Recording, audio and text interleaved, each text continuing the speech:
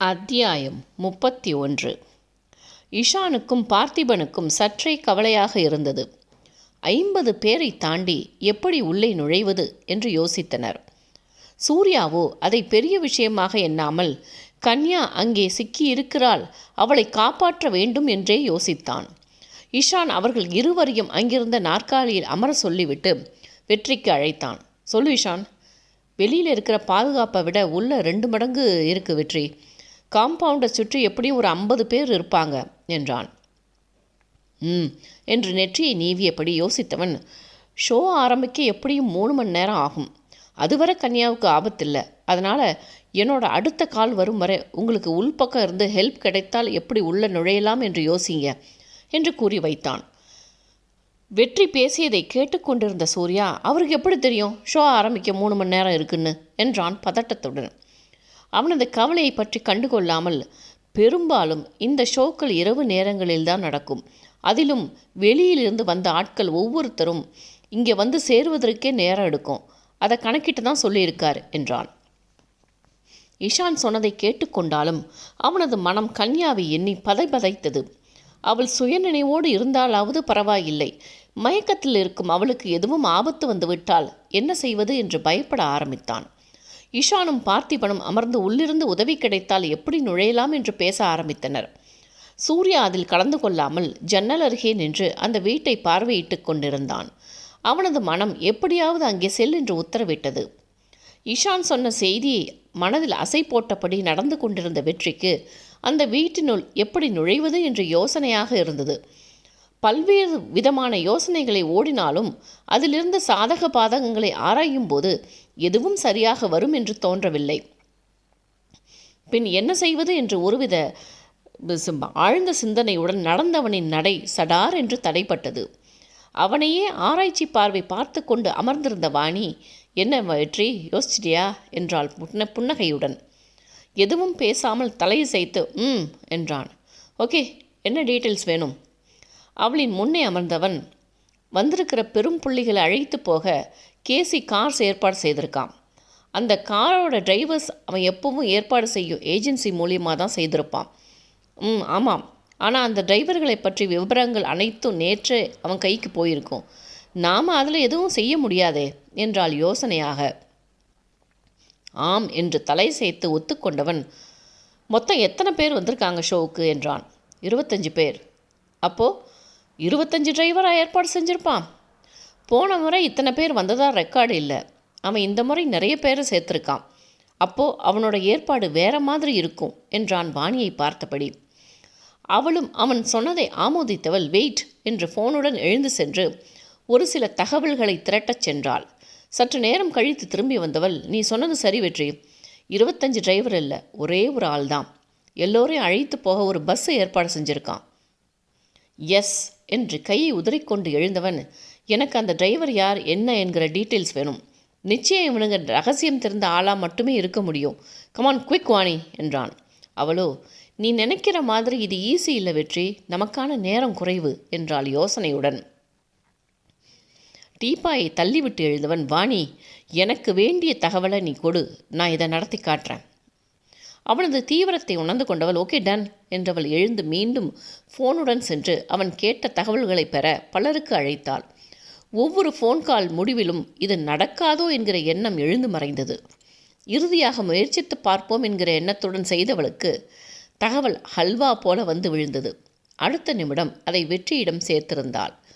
அவன் கேட்ட தகவல் கிடைத்ததும் அங்கிருந்து கிளம்பிய வெற்றி அவளிடம், பார்த்திபன் கிட்ட பேசுவானி, சூர்யா மேலே கண்ணை வைக்க சொல்லு, கன்யா மேலே இருக்கும் காதலில் அவசரப்பட்டு எதுவும் செய்ய சான்ஸ் இருக்குது என்று கூறிவிட்டு கிளம்பினான். சுமார் 3/4 மணி நேர போராட்டத்திற்கு பின் அந்த டிரைவரை பிடித்து தன் இடத்திற்கு கொண்டு வந்திருந்தான் வெற்றி.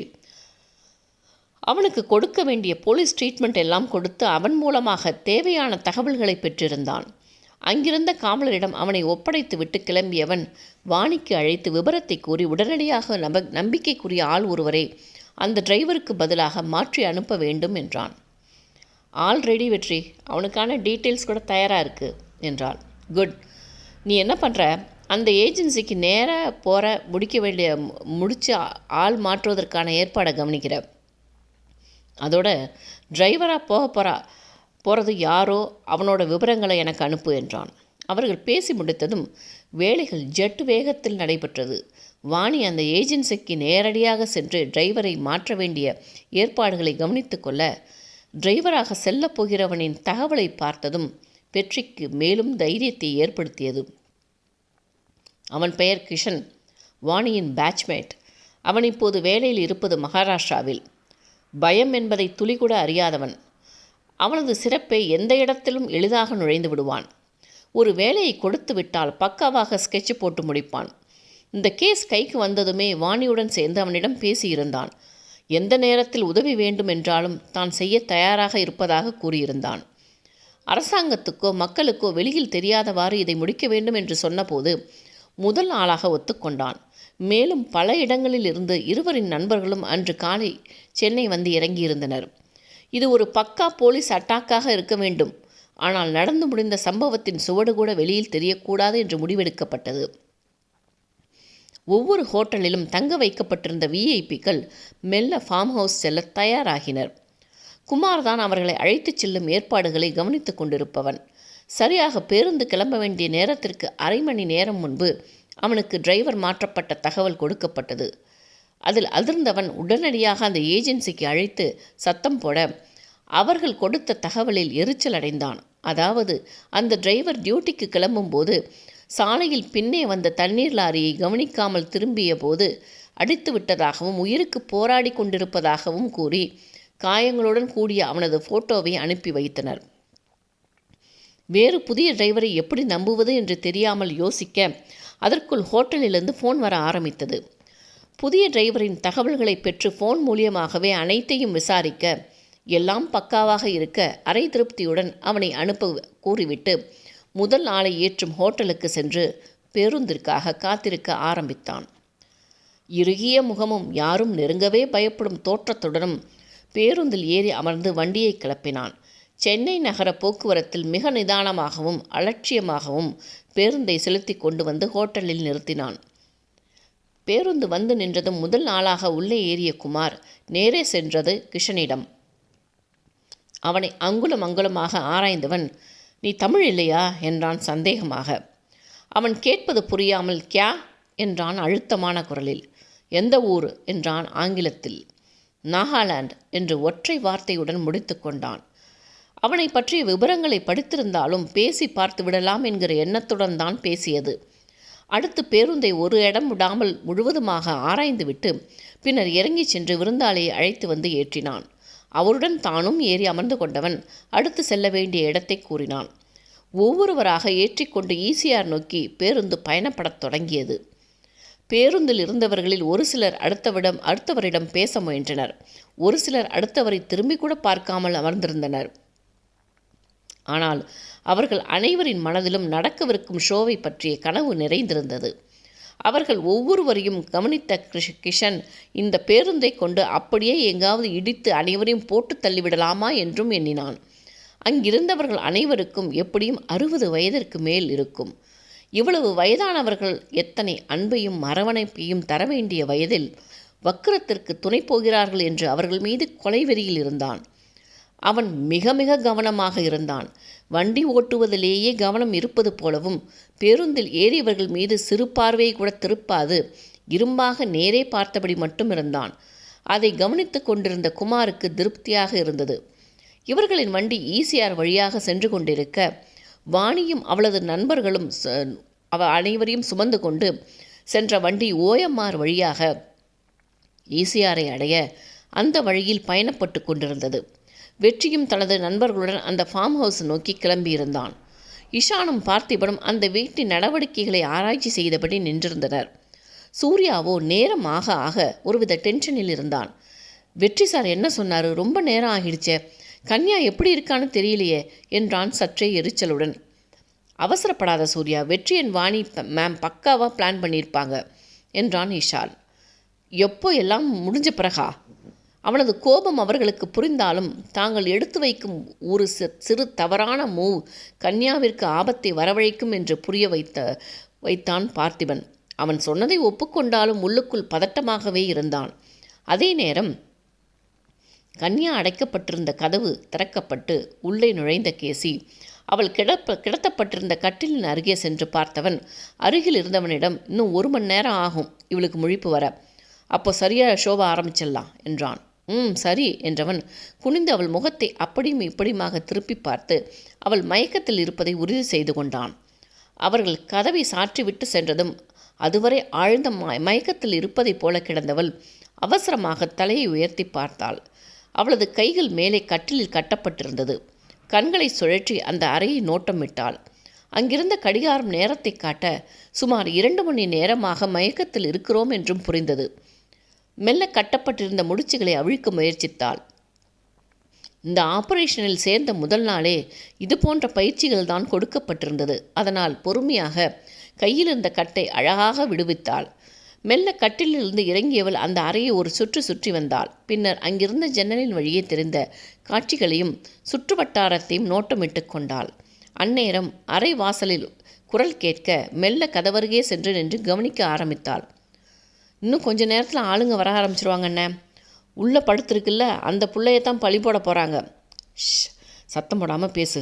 கேசி அண்ணன் காதில் விழுந்துச்சு, நம்மளை பலி போட்டுடுவார். சரிண்ணே, ஆனாலும் உள்ளே இருக்க பொண்ணை பார்த்தா பாவமாக இருக்குண்ணே. சோடி போட வந்திருக்க ஆளை பார்த்தா எனக்கே பக்குன்னு இருக்குது என்றான். கூட இருந்தவனோ, கொஞ்ச நேரம் சும்மா இருக்கியா? நாம் இனி வாயை திறக்கவே கூடாது. இப்போ உள்ளே இருக்கிறவளை ரெடி பண்ண ஆளுங்க வருவானுங்க, பேசாமல் நில்லு என்று அதட்டினான். அவர்கள் பேசியதை கேட்டதும் பரபரவென்று சிலவற்றை முடிவு செய்தவள் அந்த அறையில் இருந்த பாத்ரூமுக்குள் நுழைந்து மெல்ல கம்மோடின் மீது ஏறி வெளிப்புறத்தை ஆராய்ந்தாள். மஞ்சள் விளக்கொளியில் ஆங்காங்கே ஆட்கள் காவலுக்கு நின்று கொண்டிருந்தனர். பின்புறத்தில் இருந்த காம்பவுண்டிற்கும் வீட்டிற்கும் நிறையவே தூரம் இருந்தது. இவர்களிடமிருந்து தப்பித்து ஓடினாலும் வெளியில் இருப்பவர்களிடம் சிக்குவது உறுதி. நிறைய செடிகளும் மரங்களும் நிறைந்த தோட்டமாக இருந்தது பின்புறம். பாத்ரூமை விட்டு வெளியே வந்தவள் யோசிக்க ஆரம்பித்தாள். அவர்கள் கதவை திறந்து கொண்டு வரும்போது எதிர்பாராமல் தாக்கிவிட்டு வெளியில் சென்றாலும் எந்த வழியில் சென்றாலும் வீட்டை விட்டு வெளியேற முடியாது என்பது தெரிந்து போனது. அதோடு இத்தனை பேரை எதிர்க்க உதவி கிடைத்தால் மட்டுமே முடியும் என்று யோசித்தவள் மீண்டும் எழுந்து சென்று ஜன்னலின் வழியே வெளியே தெரிந்த காட்சிகளை கவனிக்க ஆரம்பித்தாள். அங்கிருந்து தெரிந்தவற்றை வைத்து ஒரு கணிப்புக்கு வந்தவள் மெல்ல வந்து கட்டிலில் அமர்ந்தாள். தன்னை நிதானப்படுத்தி கொண்டு அடுத்து தான் என்ன செய்ய வேண்டும் என்பதையும் முடிவு செய்து கொண்டாள். அந்நேரம் கதவின் அருகே சலசலப்புக்கு கேட்கத் தொடங்கியது. அவசரமாக கட்டிலில் படுத்து கை கட்டப்பட்டிருப்பது போல படுத்து கொண்டாள். அவள் எதிர்பார்த்தபடி கதவு திறக்கப்பட்டு கேசியும் அவனுடன் ஆஜானுபாகுவாக ஒருவனும் உள்ளே வந்தனர். அவளது பார்வை கன்யாவின் மீது அங்குலம் அங்குலமாக படிந்து விலகியது. அதை கண்டு சிரித்த கேசி, என்ன ஓகேவா என்றான். கரும்பு தின்ன கூலியா என்று சிரித்தான். அதே நேரம் வெளியிலிருந்து வேகமாக வந்த ஒருவன் கேசியின் அருகில் சென்று பஸ் வந்தாச்சின்ன என்றான். அதுவரை இலகுவாக சிரித்து கொண்டிருந்தவன் ஒருவித பரபரப்புடன், நீ கிளம்பு, பார்ட்டிக்கு வந்தாச்சு, இவளை ரெடி பண்ண ஆளுங்களை அனுப்புகிறேன் என்று கூறிவிட்டு விறுவிறுவென வாயிலுக்கு விரைந்தான். கேசி வெளியேறியதும் தானும் வெளியேற அரை வாயிலுக்கு செல்ல இருந்தவன் தலையில் பூஜாடியில் ஓங்கி நடுமண்டையில் அடுத்திருந்தாள். எதிர்பாராமல் விழுந்த அடியில் அப்படியே மடங்கி விழுந்தவனை விட்டுவிட்டு வாசலில் நின்றிருந்தவர்களையும் மேஜை மீது இருந்த கனமான ஷோபீஸால் அடித்திருந்தாள். இருவரும் வழியில் துடித்து விழவும் அவசரமாக அவர்களை பிடித்து இழுத்து போட்டு மூவரையும் கயிற்றால் கட்டி போட்டிருந்தாள்.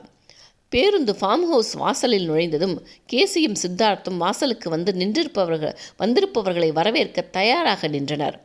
உள்ளே இருந்த காவலாளிகளும் வருபவர்களை பார்க்க மெல்ல தாங்கள் இருந்த இடத்திலிருந்து எட்டி பார்த்தனர். அந்நேரம் அறையை விட்டு வெளியேறிய கன்யா பதுங்கி அந்த வீட்டின் ஒவ்வொரு பகுதியாக எவர் கண்ணிலும் படாமல் பதுங்கி ஓடினாள். அதற்குள் ஒவ்வொருவராக இறங்க அவர்களை வரவேற்று ஹாலில் அமரச் செய்தான். குமார் கிஷனை வண்டியை பின்பக்கம் இருந்த பார்க்கிங்கில் பார்க் செய்ய சொல்லி அங்கேயே இருக்குமாறு கூறினான். எதுவும் பேசாமல் தலையசைத்து விட்டு ஒருவன் வழிகாட்ட அங்கே வண்டியை எடுத்துச் சென்றான். அதே நேரம் வெற்றியின் டீமும் வாணியின் டீமும் அந்த ஏரியாவிற்குள் நுழைந்திருந்தனர். வெற்றி இஷானுக்கு அழைத்து வீட்டில் நுழைய எந்த நிமிடமும் தயாராக இருக்கும்படியும் கூறினான். அவன் கூறியதும் பரபரப்படைந்த சூர்யா மற்றவர்கள் வீட்டை விட்டு வெளியேறும் முன் அவசரமாக தாங்கள் தங்கியிருந்த வீட்டின் பின்புறம் சென்றிருந்தான். பேருந்தை நிறுத்திவிட்டு கீழே இறங்கியவன் சுற்றுப்புறத்தை ஆராய்ந்து கொண்டான். அவன் தோட்டத்தில் நடக்க முயற்சிக்க அங்கிருந்த காவலாளி ஒருவன் வந்து பேருந்தை விட்டு நகராமல் அருகிலேயே இருக்கும்படி எச்சரித்தான். அப்பொழுது அந்த காவலாளியின் பின்புறம் எதுவோ அவசரமாக ஓடுவது போல தோன்ற கண்களை கூர்மையாக்கி பார்க்க அங்கே ஒரு சிறு பெண் ஓடிக்கொண்டிருந்தாள். ஒரு நிமிடம்தான். அவள் யாரென்று புரியாமல் நின்றவன் அடுத்த நிமிடம் புரிந்து கொண்டான். அதற்குள் அவள் தோட்டத்தில் இருந்த செடிகளின் ஊடே மறைந்து விட்டாள். ஆட்டம் ஆரம்பித்து விட்டது என்பதை புரிந்து கொண்டவனின் இதழ்களில் புன்னகை. ஷோ ஆரம்பிக்க அனைவரையும் அந்த ஹாலிற்கு அழைத்து சென்று அமர வைத்துவிட்டு கன்யா இருந்த அறைக்குள் ஆட்களை அனுப்பி அவளை தயார் செய்ய கூறினான். 5 நிமிடங்களுக்கு பிறகு அந்த இடம் அல்லோகலப்பட்டது. ஷோவிற்கு கொண்டு வரப்பட்ட பெண் வீட்டினுள்ளிருந்து தப்பித்து ஓடியிருக்கிறாள் என்று அங்கு கலேபரமானது. கேசியோ பதட்டம் கொள்ளாமல், அவள் எங்கேயும் போயிருக்க முடியாது, இங்கே தான் இருக்கணும், ஸோ கொஞ்ச நேரத்தில் அவளை கொண்டு வந்துடலாம் என்றவன் ஆட்களை வீட்டை சுற்றி தேட சொன்னான். அதே நேரம் இஷானையும் பார்த்திபனையும் ஏமாற்றிவிட்டு சூர்யா தோட்டத்தில் குதித்திருந்தான்.